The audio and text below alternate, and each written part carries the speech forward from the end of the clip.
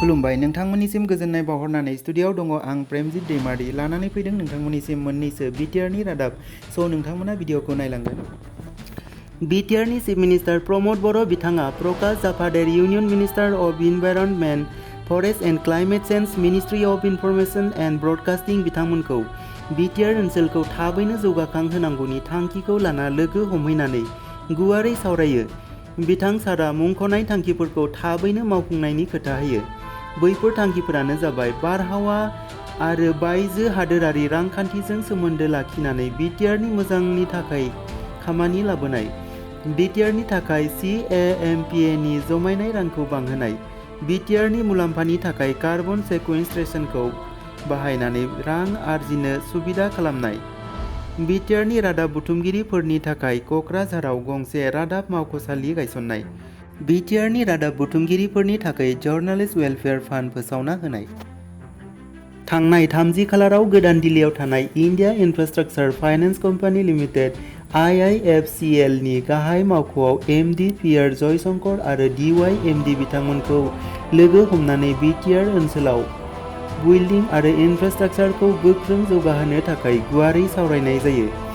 IIFCL आ गाहायै फरायसालि, दावबायारि गुन गोनां खामानि जौगाखांनाय, देहा फाहामसालि, दावबायारि जिरायसालि बायदि आयदाफोरनि जौगाखांनाय सायाव खामानि मावो। फैगौ 4 बोसोरनि गेजेराव बिटिआर हालामाव गासैबो बिथिङाव गोख्रों जौगाखां होनाया जोंनि गभर्नमेन्टनि थांखि। थांनाय 25 खालारावबो बिथां बर'आ Shri Dharmendra Pradhan union minister of petroleum and natural gas and minister of steel बिथांजों सावरायनानै गोजोननाय फोरमायदों। बेयाव बिटिआरआव पेट्रलियाम सेक्टराव माबायदियै जेरैथिंबो जौगानाय लाबोनायाव हेफाजाब होनो हागोन बेनि सोमोन्दै गुवारै सावरायो आरो मुंख'नाय बिथांखिफोरखौ मावफुंनो आखायाव लायो।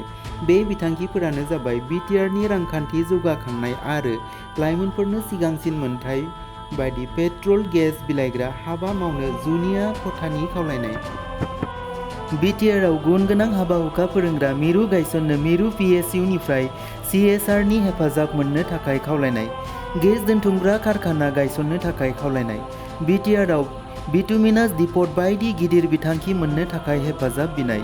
नखर मन्थ्रिया CSRनि जमायनाय रांजों समाज बिगियाननि फरायसालि गायसननो थाखाय रादाब खाबाय। पेट्रलियामनि दिहुननाय बायदि साधारन खामानिफोरखौ बिटिआरआव बारहोनो थाखाय नखर मन्थ्रिजों जयै सावरायलायनाय जाबाय आरो बिथाङा थाबैनो बिटिआरआव बेनि जौगानाय खामानिखौ मावफुंनो आखायाव लाबाय। समाजनि अनसायनाय, समाजनि सुबुंफोरनि नाजानायावनो मोनसे हारिया सिनायथि मोनो। हारि हिसाबै बयजोंबो मिथिजायो, थांनानै थायो। नोंथांनि मावनायानो नोंथांनि सिनायथि होयो। जोंनि खौसेथियानो जोंखौ गुबुननिफ्राय उदांस्रि होयो। गोजोन्थों लोगोफोर, नोंथांमोननि बेसेन गोसा समखौ होनायनि थाखाय। जोबनायाव नोंथांमोना जोंनि बड'लेण्ड एफेयार चेनेलखौ साबस्क्राइब खालामनानै लागोन।